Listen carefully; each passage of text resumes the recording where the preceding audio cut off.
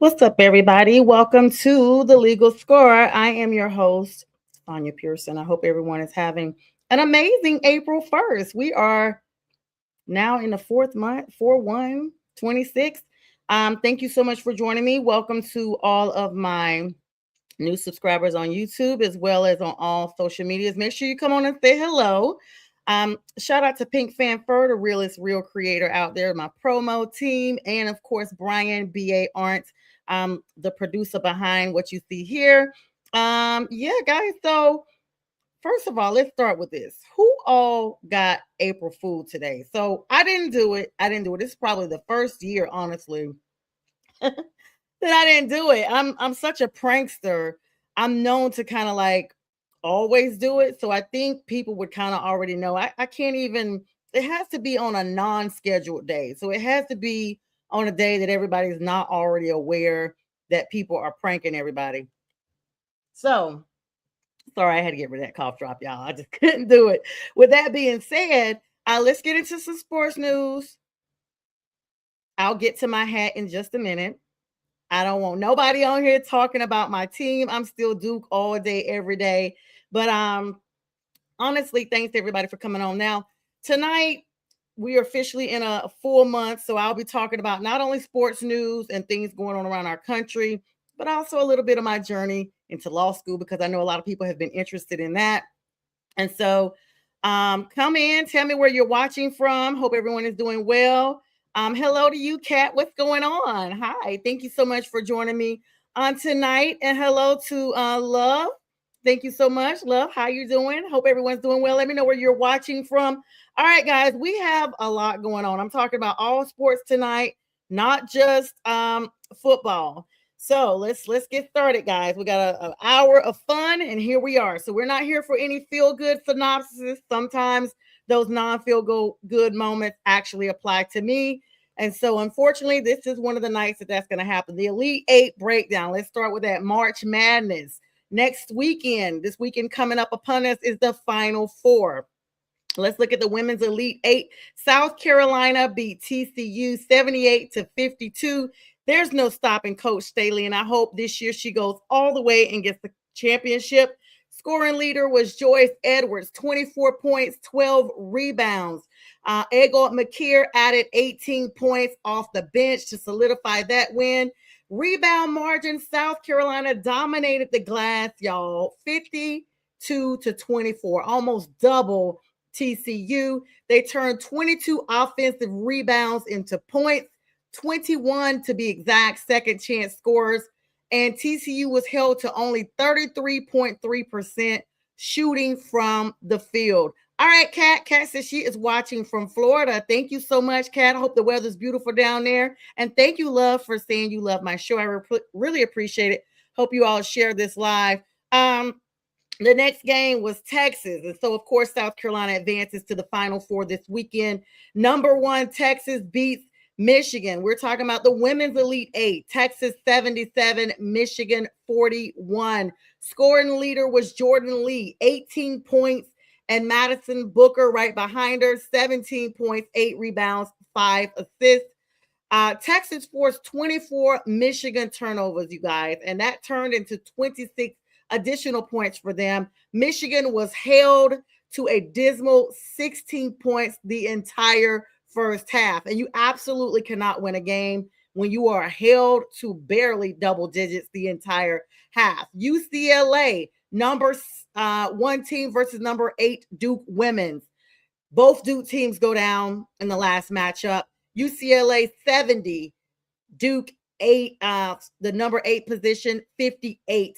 UCLA's balanced attack overcame Duke's Taina Mayer, who put up 21 points by herself, 7 rebounds, and 6 assists. Just was not enough. The third quarter, UCLA outscored Duke 20-8, y'all. I'm talking about like Duke was just gone. They were gone home. Duke's 3 of 19 shooting from the deep was the nail in the coffin. I'm talking about 19 attempts and only 3 of them made. Absolutely horrific. The next game, UConn The Lady Huskies continue to stay in there, and this is going to be a matchup you do not want to miss in the Final Four. UConn, another number one seed, 70, and number 6, Notre Dame, 52 points. Scoring leader Sarah Strong, 21 points, and freshman Bianca Quilvanez, 20 points. She's definitely putting up points early on to be new to the team. UConn jumps out to a 2011 first quarter lead, and they never looked back. Notre Dame's Hannah Hidalgo was actually held to only 9 points in the half. You guys remember her from the previous game. She had that nail biter there and actually put up 3 and broke NCAA records as being the first rookie to be a triple-double, but not in this case. Moving on. The men's matchups. Let's talk about it. Let's go ahead and get my team out of the way. I'm absolutely stunned. I have literally been unable to talk about this game.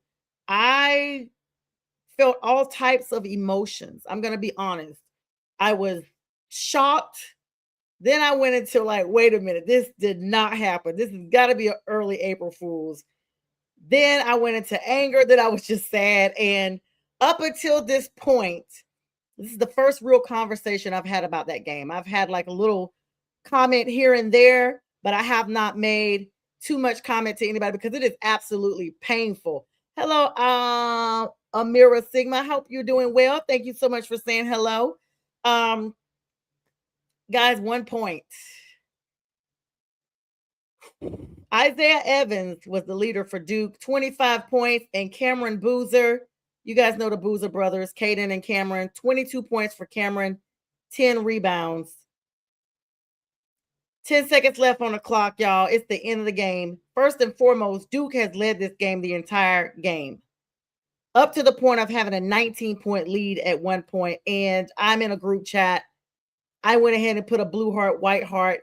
Hey, why is nobody talking about my guys? We're clearly doing it. Should have held it. Should have just waited. Should have known. Should have just not done it. You have 10 seconds left on the clock. You're up by 2 points. All you need to do is inbound and hold the ball. And I know a lot of people would disagree with me on this. Inbound, hold the ball. Clock runs out. You win the game. You're done. Duke had been scaring me the entire playoffs. Started with Siena. Let them come within 5. Almost lost the game. Then they did this tit for tat with every team in the playoffs.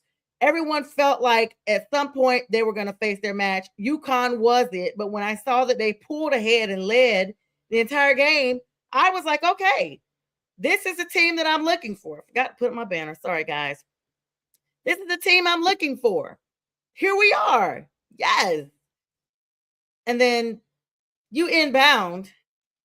And Caden Boozer, you decide you don't want to just inbound it. You want to go ahead and pass it over the halfway court and get it in your own territory. Like you just want to keep it moving. Why? I don't think I'm going to ever get over that loss. It's going to be a long time. So in your trying to execute and get it past half court and out of UConn territory, you turn the ball over to none other than Alex Caravan, who immediately tips the ball and not even at the three-point line, guys. He's almost at half court. This dude throws the ball up on the buzzer, and it goes in on the buzzer, and it counts for a 3, and Duke loses. Number 1 Duke, who's been number 1 the entire season, had only lost 2 games the entire season, had just got by St. John. And everybody thought that was going to be the game that they really had faced their match at Rick Pitino. They got it done. And I thought the hurdle was over. And I was wrong. Duke committed only 13 fouls. A lot of the points that Duke got were free throws in the first half because UConn just kept fouling, But then in the second half, the roles reversed.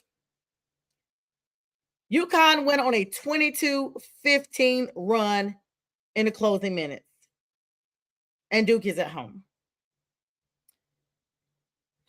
Moving on. Number 3, Illinois does defeat the 1 seed that no one felt was going to stay in this long, and that is number 11, VCU, the team that toppled Carolina's dreams in the first matchup way back when there were 16 teams. Down goes VCU, finally, by Illinois at number 3, 71-55. Kasparas Jokusionis for Illinois, leader, 19 points, 7 assists. Physicality was what it came down to. VCU finally ran out of stamina. They've been playing all these number 10, 9, 8, 7, 6, 5, 4, 3 teams. Hadn't gotten number 1 yet. And they finally met their match. They ran out of gas. So, Illinois dominated the entire second half. 12-0 second half run and braked the whole thing, and VCU's press was a wrap. Number 1 in their conference, Michigan, 95 over number 9 St. Louis, 72. Yaxel Lindenborg, 24 points, 11 rebounds. Michigan had 5 players in double figures, guys. Yaxel just happened to be the leader. A 19-0 run in the first half actually solidified them far in advance that there was no coming back for St. Louis. This ended the game before it even got to the half. Let's be clear on this one. It was not a game anymore. Arizona, who some pundits have picked to win it all. I've seen some mock brackets before I picked Duke, and I kept seeing Arizona predicted to win it all. Number 1, Arizona, 92 over number 2, Iowa State, 73. KJ Lewis, 22.6 rebounds. Arizona's pace was what transitioned this game. This offense matchup between both of them generated a 24 fast break points that they quickly racked up compared to Iowa State's 4. So we got March Madness going down to the Final Four coming up this weekend, and it's going to be quite a doozy. Let's see. Let me tell you guys who are going to be the teams that are facing each other, because I'm sure that's what you all are interested in. And I'm going to be honest. Once Duke got eliminated, I have mentally and physically checked right on out. But because you all are here and I know you want to know, I guess I wrote it down. I don't even know if I wrote it down or not. If not, okay, yeah, I did. Just kidding. Final 4 matchups for this weekend. South Carolina versus UConn. These are the teams you want to see. Number 1 versus number 1. I definitely want to see this. Hi, Danny. How you doing? Okay. I can't wait for UCLA and UConn to go down, Danny. Danny had the nerve to inbox me, my friend here, and say go UCLA and go UConn. Go Huskies and go Bruins. And I'm ready for them to go down. So you got jokes. What time does Duke play? They're playing now, okay?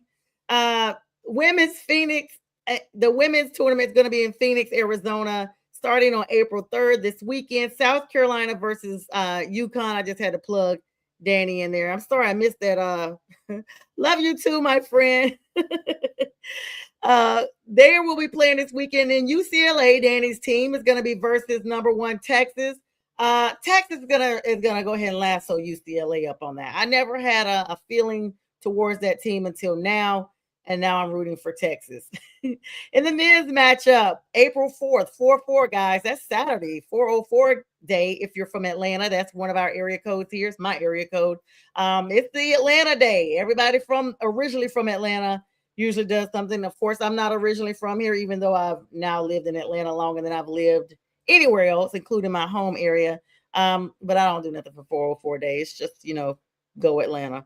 But the men are playing in Indianapolis, UConn versus Illinois. Now, that's number 2 and number 3.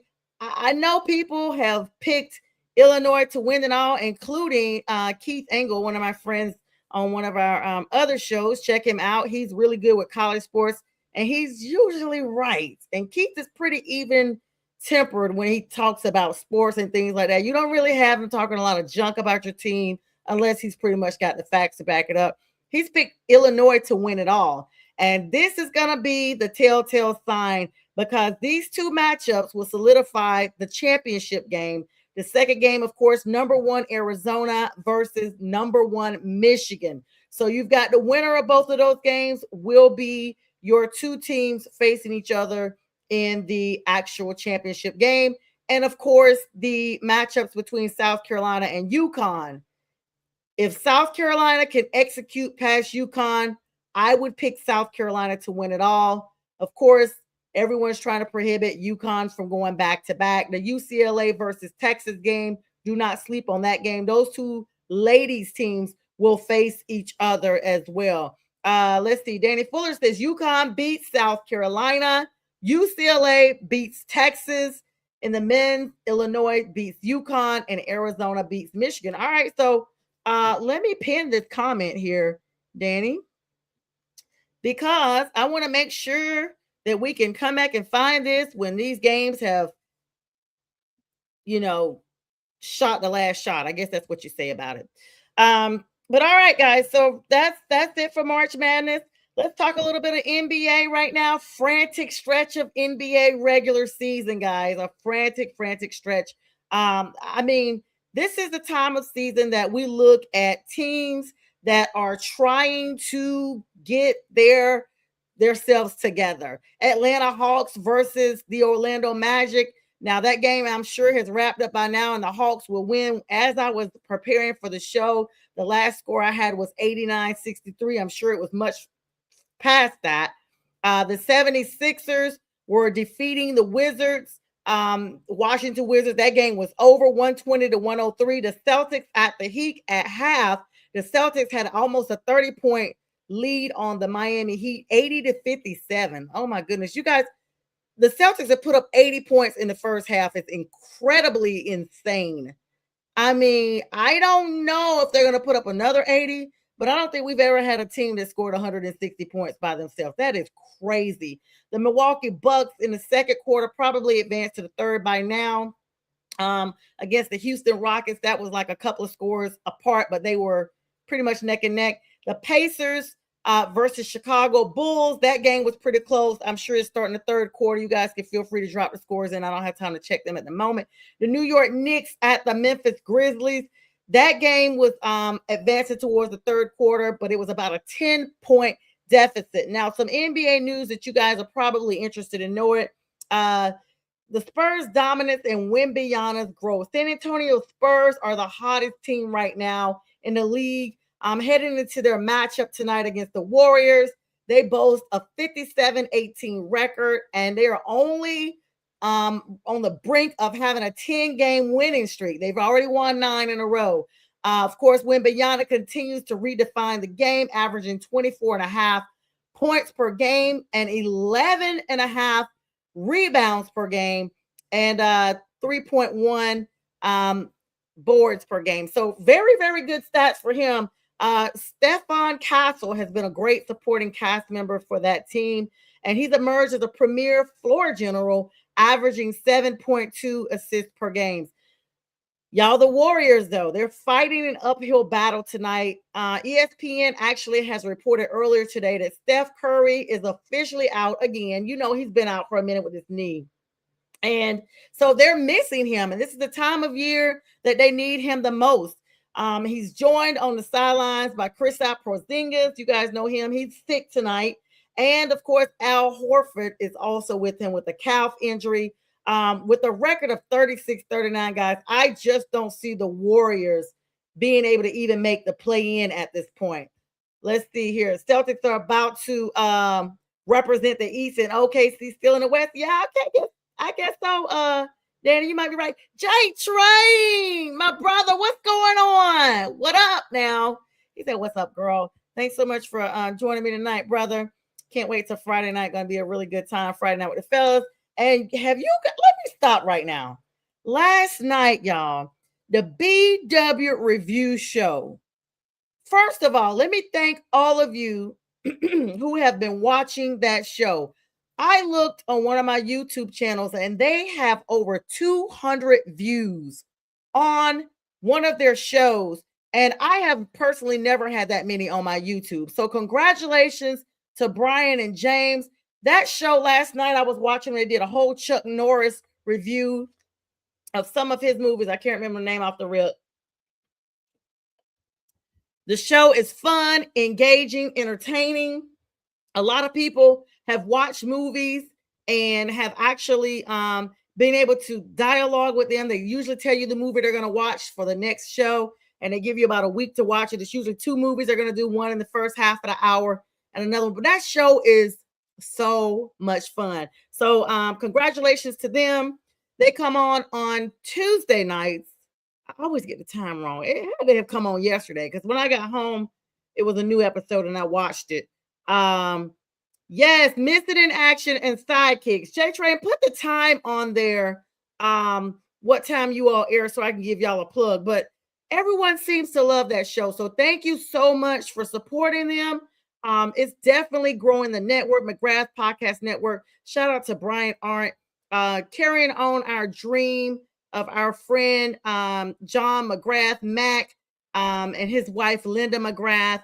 We have transcended and continue to expand the dream. And so we're delving over into other entertainment segments. And that is one of the reasons why I renamed my show The Legal Score, because towards the end of the show, I'll be talking about some legal news and some things that you all want to find of interest. And sometimes it merges athletes with the law as well. And Danny does agree. Brian and James show last night.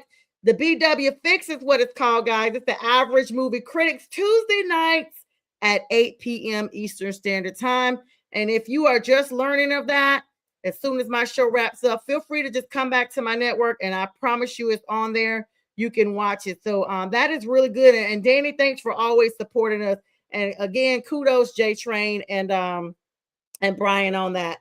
All right, guys. So let's talk about the 2026 top picks that are the buzz around the NBA draft. Now, ESPN insiders have already released a new poll of 20 league scouts and executives regarding the upcoming draft. The results were Darren Pearson received 12 votes. And J Train says, thanks so much for the love, Danny. For the projected number 1 overall pick, while AJ Dispenza followed with 8 votes. Pearson has been electric, averaging 21.6 points per game, though he has dealt with recent ankle injuries. Let's talk about Luka Doncic coming off a massive March following a brief suspension. He still bounced right on back. 42-point performance, y'all. He want to make sure you know he is still very much relevant. And sometimes these little disciplinary actions do serve as a catalyst for you to be your best self. I mean, it's just what it is. This week, he scored those 42 points, and he kept the Mavericks in the thick of the Western Conference arms race. Now, some interesting transaction and roster news. Toronto Raptors, both Scotty Barnes and Garrett Temple have been cleared and are available for tonight's game against the Sacramento Kings. And Michigan State's Tom Izzo is confirmed as of today that he has had serious discussions about the Phoenix Suns head coaching vacancy last season, influenced by owner Matt Ishbia, though he ultimately chose to remain in East Lansing. So he went ahead and wanted to let you guys know that they were interested in him. And I'm just like, bro, what? Who cares? Who cares? So right now, the rankings for the NBA, the Eastern Conference standings, number 1, Detroit Pistons, 55-21 is their record. Number 2, Boston Celtics, 50-25. Number 3, the New York Knicks, 48-28. And these are as of today. Number 4, Cleveland Cavaliers, 47-29. Number 5, the Atlanta Hawks, 43-33, moving all the way up from normally their 9 or 10 position. Number 6, the Toronto Raptors, 42-33. Number 7, the Philadelphia 76ers, 41-34. They're in the play-in zone. They're the first of the play-in teams. Number 8, the Orlando Magic, 40-35. They're in the play-in zone. Miami Heat also 40-36 now is in the play-in zone at number 9. And I don't know how this happened. My Charlotte Hornets have now slipped to number 10, and they are 40-36, and they are now in the play-in zone like they are every single year. Western Conference standings. Number 1, Oklahoma City Thunder. This is a arms race because the Thunder and the Nuggets are neck and neck, guys. They are 34-7 for the Thunder. And the Nuggets, even though statistically it seems like they're behind them, they're really not. They're number 2, 28-13 behind the Thunder. And then behind them is the San Antonio Spurs in the number 3 position, 27-13.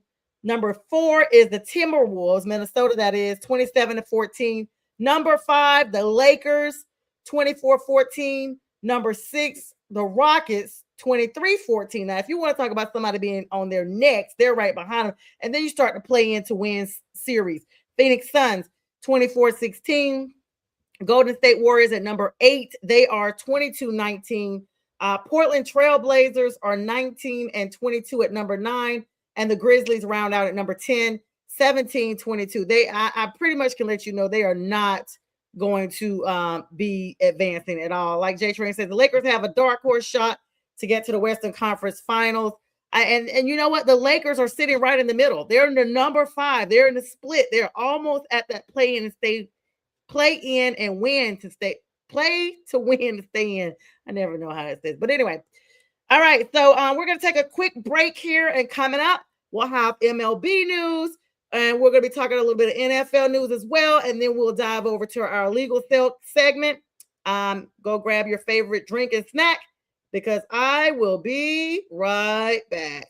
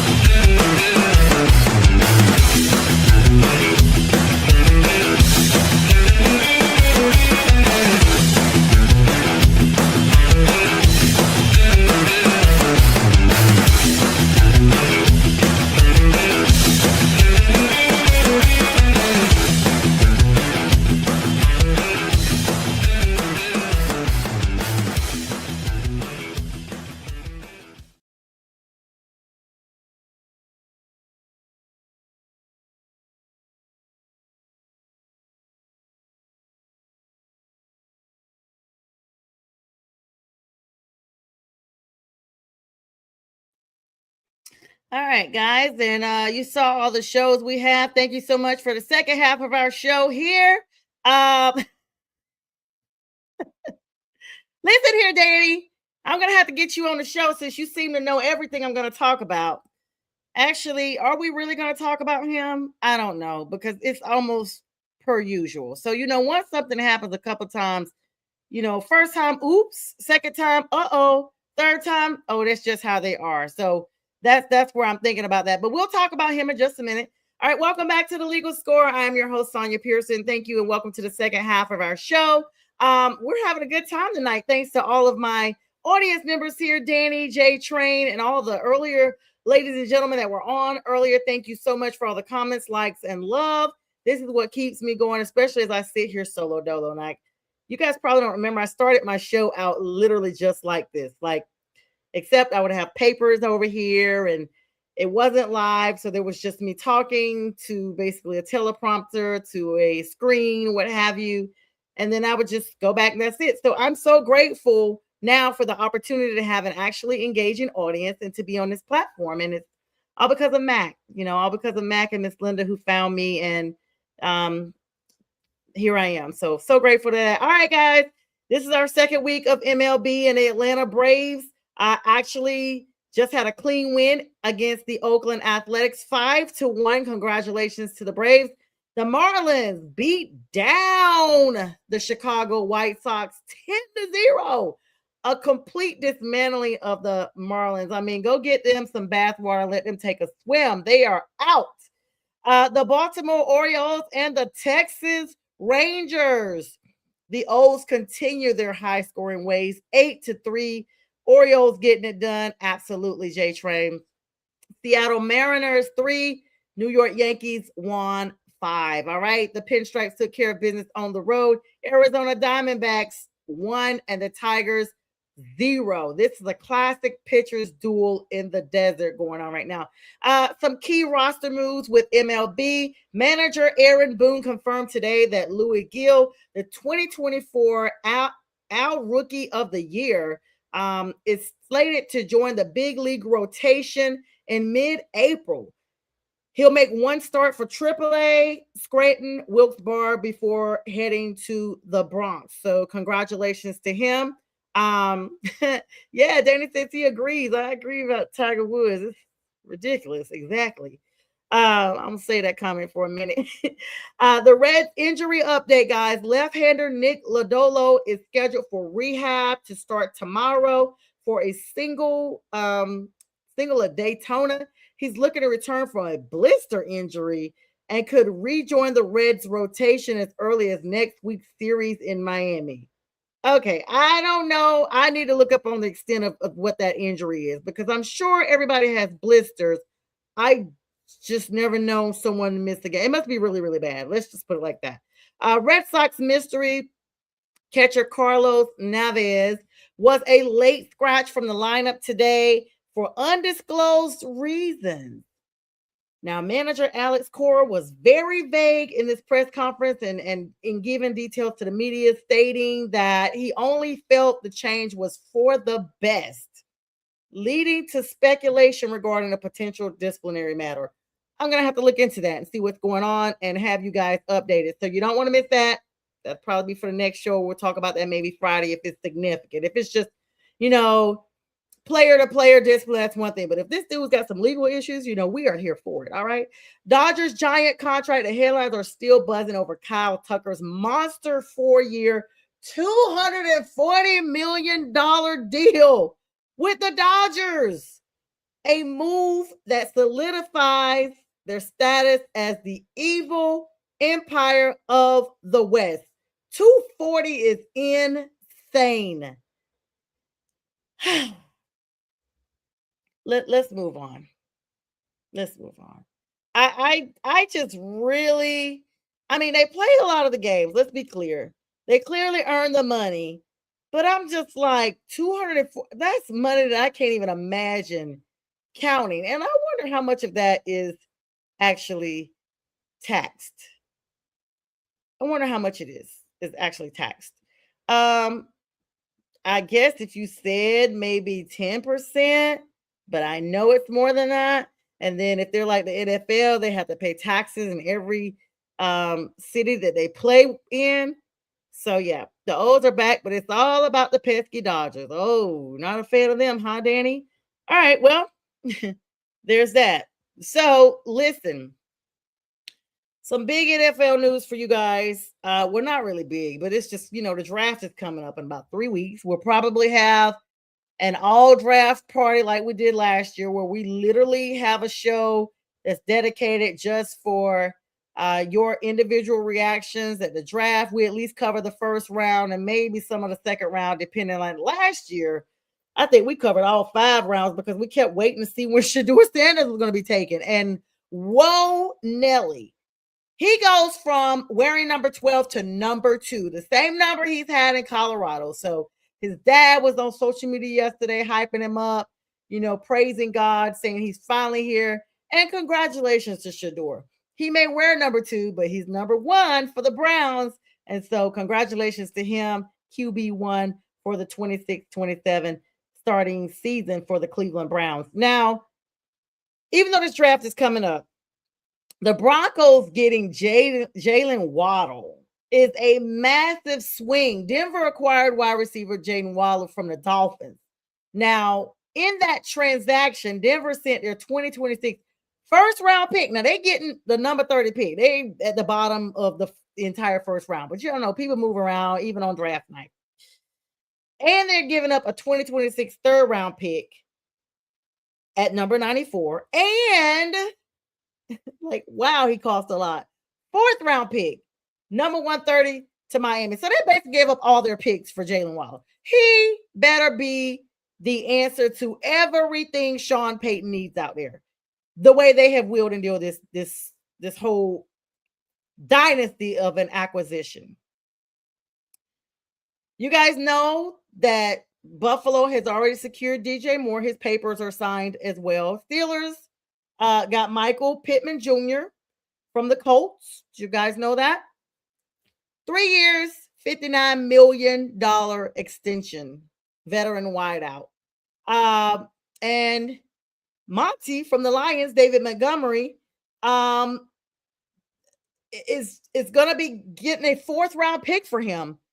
This is going to give assets to Detroit some kind of way. I don't know what a 4th round could actually be for them, but there's that. Surprisingly, y'all, there are a lot of free agents that are still out there. Now, we'll probably talk about that a little bit more in depth on Friday night, because I'm trying to see if one that I heard was a possibility of being signed gets signed before I give the list of people. But these are some heavy hitters, and they are still unsigned. Now, some people that were free agents that did sign: Kenneth Walker III, 3 years, $43 million for the Chiefs. Yes, the Chiefs.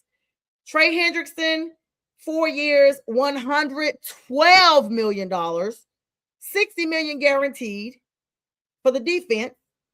Jalen Phillips, my Panthers, you got it, 4 years, $120 million.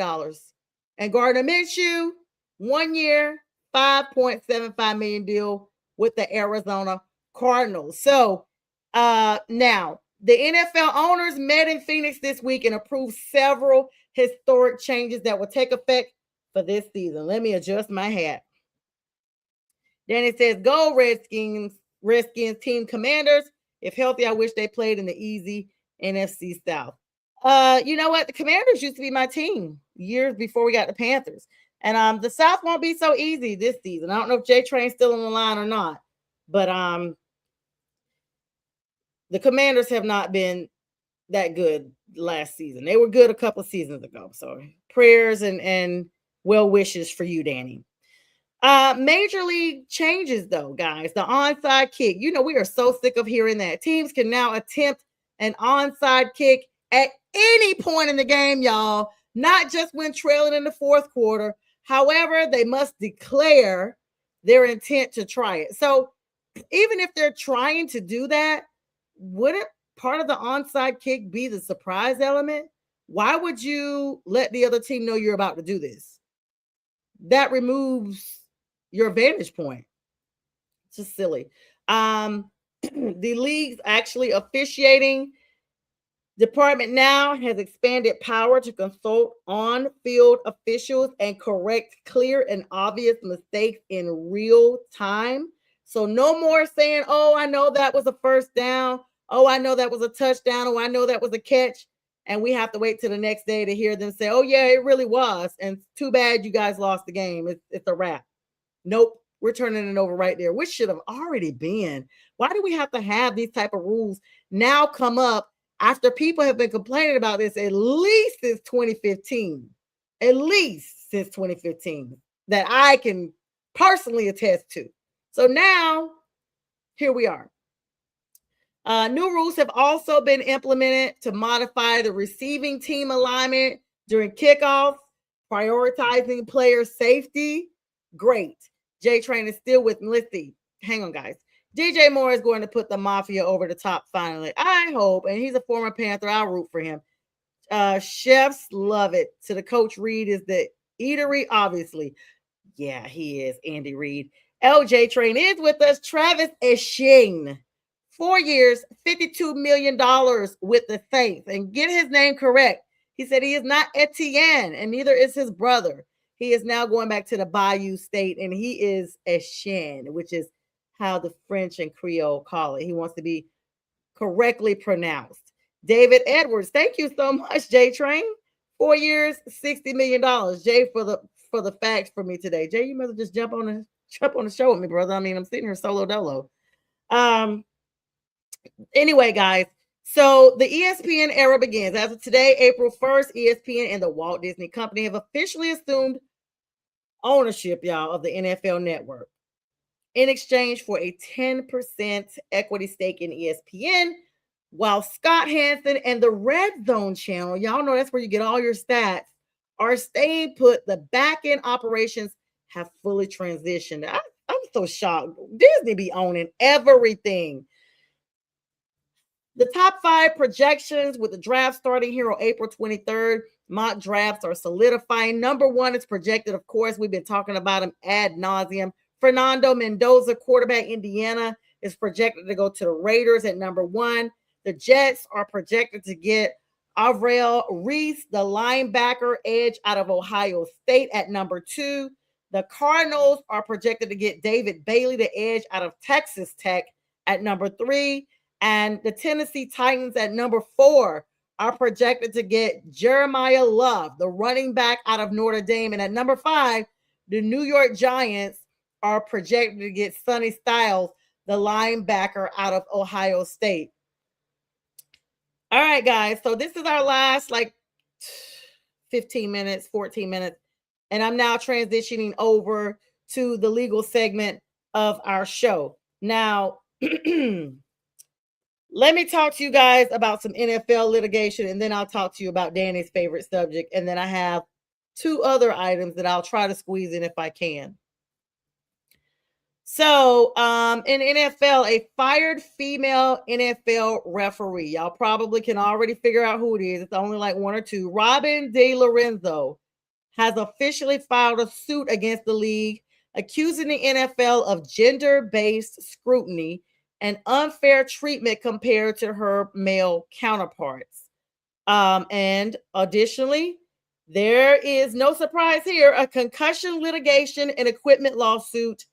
The league is facing renewed pressure as concussion rates are increasing and definitely rose last season. The focus has shifted to the legal mandates for face mask technology, with the league looking to improve equipment standards to mitigate liability.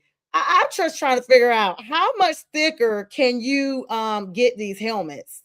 I mean, seriously, how else can you mitigate any type of? I mean, I know that the helmets are hideous. Let's be clear, but they are protecting them. But what else can they possibly do?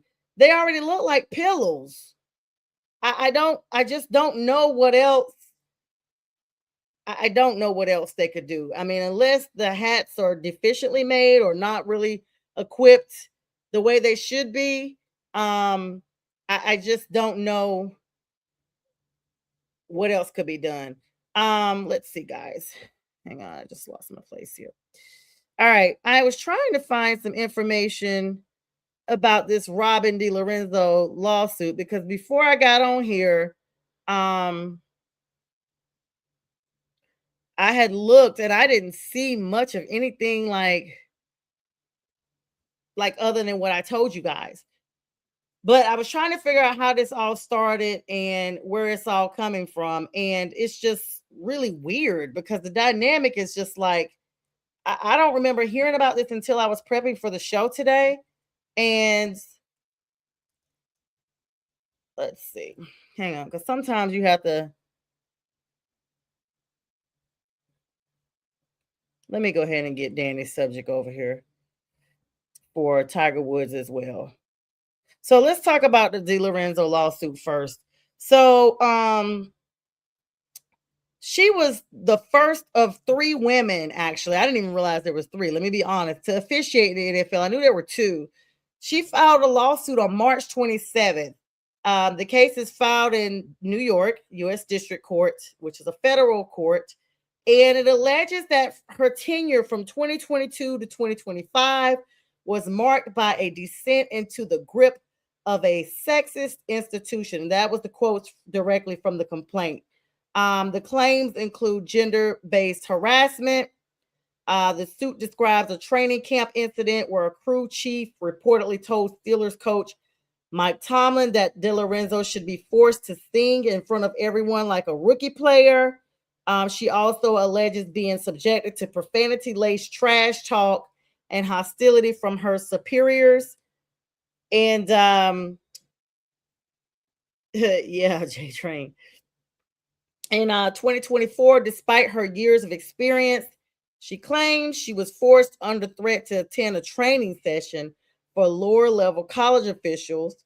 The lawsuit characterizes this as a male power play intended to humiliate her, noting that no male officials were required to attend, so just females.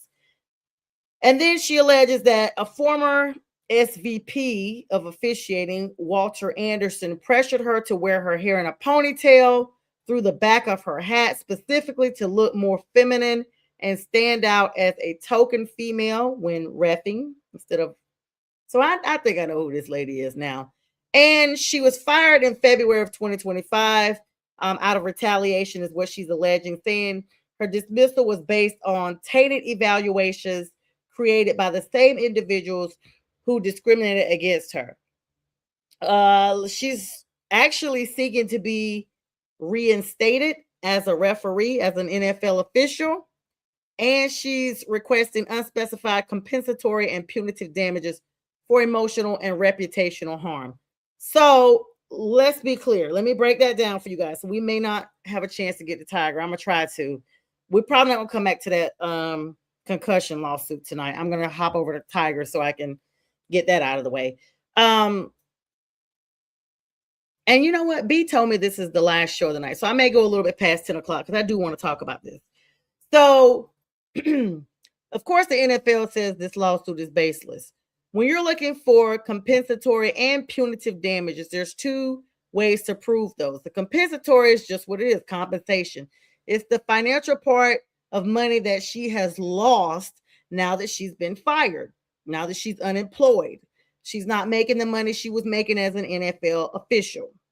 The punitive damages are usually where it comes in this emotional and reputational harm. It's like emotional damage, mental damage, kind of the equivalent of pain and suffering without the physical element, but the emotional standpoint, the fact that she was sad or depressed or things like that. And so that is what we're looking at. Yeah, thank you, J-Train. So here's a comment. Danny says, so she was in for 3 years. Robin was, and the rumors are that she was sent men's clothing to officiate and was asked or told to let her ponytail hang out so they would know it was a woman. Now, see, I to be sent men's clothing, I mean, I didn't notice a difference in their uniforms. They all look the same when they're reffing, but the ponytail thing is crazy. I mean, even the men's clothing is crazy because in this day and age, I don't know. So this is my thing. If she was fired and she felt like it was retaliation, she's most definitely entitled to the compensatory. The punitive damages are what's a little more difficult to prove. Now, if they can prove, especially with witness or under oath or some type of affidavit, or if they have some type of evidence to show that these allegations about the men's clothing and wearing a ponytail are true, then she's proven her punitive damages, because that is absolutely humiliating. If you're not going to accept a female as an officiant, you should not hire them. And in this day and age, women are just as qualified in a lot of positions as men. And you know what? That reminds me, I need to get my good friend on here, Natola Hawthorne, who is the first female officiant in Georgia. She was on my show about 18 months ago. I should get her on here real soon so we could talk about this specific case, because I'm sure she will have a lot to add to this discussion. Danny got the facts for her. She made $205,000 a year. So she's definitely proven her compensatory damages. And now we're going into a new season, because if she got fired last February, she just filed a lawsuit in March. She made sure that she missed an entire year of income. And she wants to be restated. So she's like, listen, you're not going to pay me just to go away. I want my job back. And you're going to pay me back pay.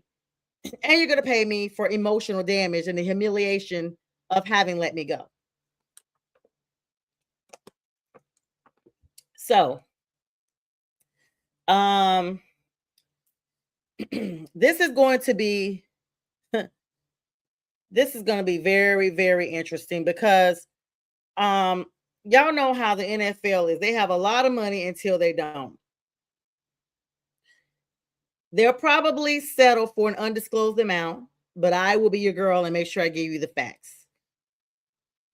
Fast forward to another prominent figure. This one, my age, about to be 51 in June. Excuse me, let me get this last comment Danny said about this. Three sides to every story, as we know. Dear your side, their side, and the truth. Will the truth ever come out? Probably not. It's going to be settled for an undisclosed amount, Danny. Watch what I tell you. Tiger Woods is acting real out of character. First, in the 90s into 2000s, he was Cheetah Woods, having an affair on his wife, of course, divorced, and has not been the same ever since. Now, Tiger has had a lot of physical injuries and ailments, I should say, over the years. Even though golf is a relaxing sport, it's taxing on the body. You know, the curvature of the back.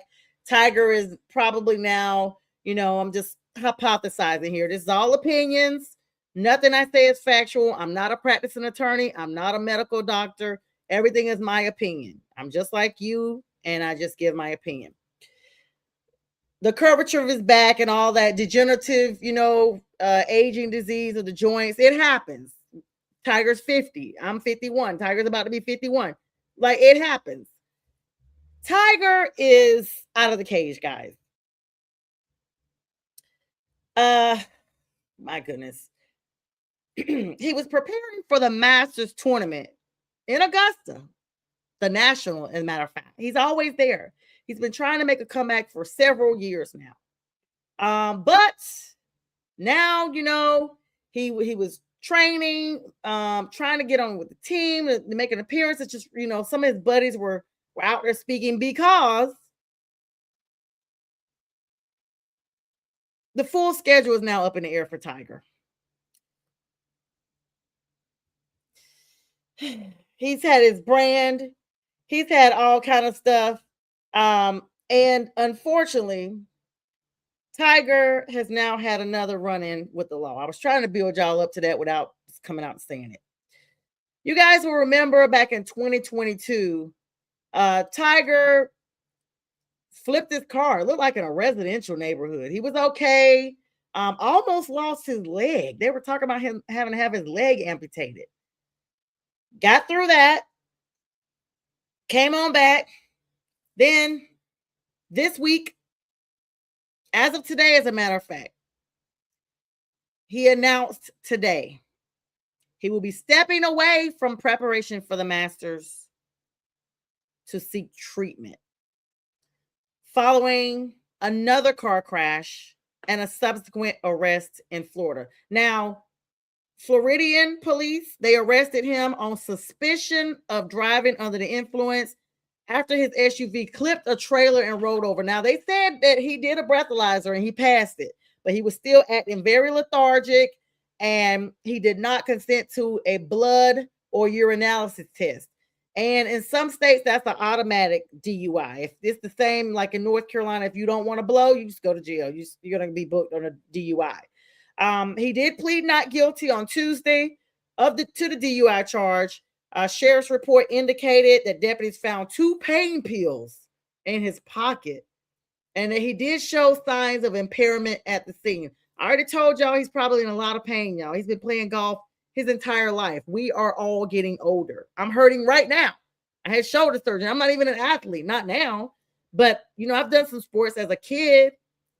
Tiger's been doing this his whole life, and it's taking a toll on his body. So he's seeking treatment. He's confirmed that he will miss the entire 2026 Masters to prioritize his recovery. And this marks the second straight year that he's going to be absent from the Augusta National. I got some more arrests to tell you guys about, but I just don't have time to go through all of them. Memphis Grizzlies forward Brandon Clark was arrested in Arkansas today. Charges of trafficking a controlled substance, fleeing and speeding from law enforcement. And he was already ruled out for the Grizzlies for the remainder of the season anyway. Now he's running for the police.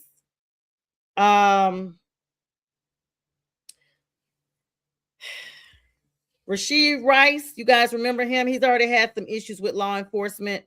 Well, now he's got new domestic violence allegations that have surfaced this year. Experts suggest that if these lead to criminal charges, it would violate his 5-year probation from that previous case, potentially leading to his incarceration. I tell you guys, it's quite a bit. It's quite a bit. I think that's all I really have time for. I'm going to save a lot of this for another show because I will have an opportunity to follow up anyway. I hope that you guys have the most amazing night. It's been absolutely fun. Thanks, Danny and J Train, for hanging around the duration of the show and making sure that I was engaging and having an opportunity to talk to everybody. And I really just appreciate everything that you guys have done tonight. I appreciate the love and the likes for everyone. And we will see you guys on Friday. And also make sure you stay tuned on this channel for all the big shows. And with that, I wish everyone the most blessed April ahead. Good night.